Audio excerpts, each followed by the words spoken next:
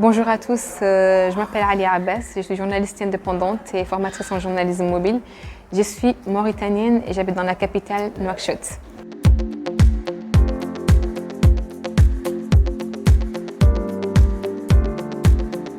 Au début du confinement, moi j'étais un peu malade, mais après ça m'a beaucoup ennuyée de voir que tout mon travail a été annulé, les formations, les tournages, tout a été reporté pour plus tard. Et donc, comme tout le monde, j'ai essayé de créer des activités à la maison.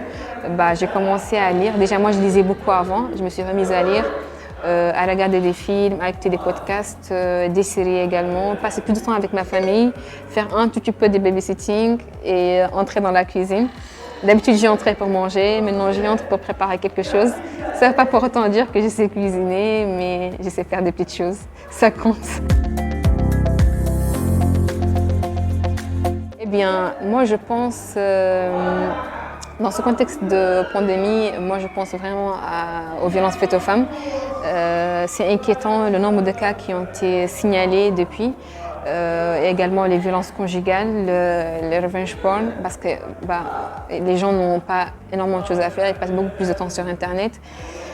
En tout cas, il y a beaucoup de choses qui m'inquiètent et j'y pense beaucoup franchement. Et ici en Mauritanie, depuis que l'état d'urgence a été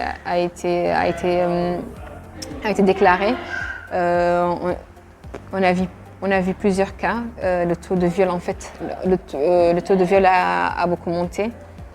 Et ça, il faut vraiment qu'on trouve des solutions par rapport à ça.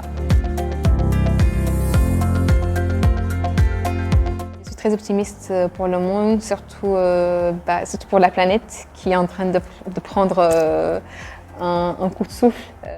En fait, la façon dont les animaux sont libres et que la planète va beaucoup mieux, ça montre en fait aux gens, à la population internationale qu'il est important de préserver la planète et rien que de voir ça en fait sur Internet, qu'il y a des gens qui parlent, qu'il y a des célébrités qui parlent par rapport à ça, je suis très optimiste pour les initiatives en fait qui vont naître juste après le Covid-19 parce que ça a prouvé que pour certains le travail à distance c'est possible, c'est pas la peine d'aller tous les jours au bureau, que parfois il faut rester à la maison pour rester chez soi.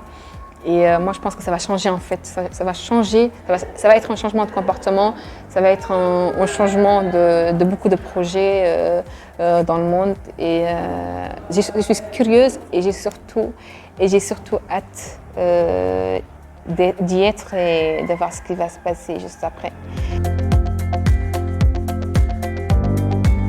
Je vous conseille ce podcast. Yes Podcast, c'est un très très bon podcast.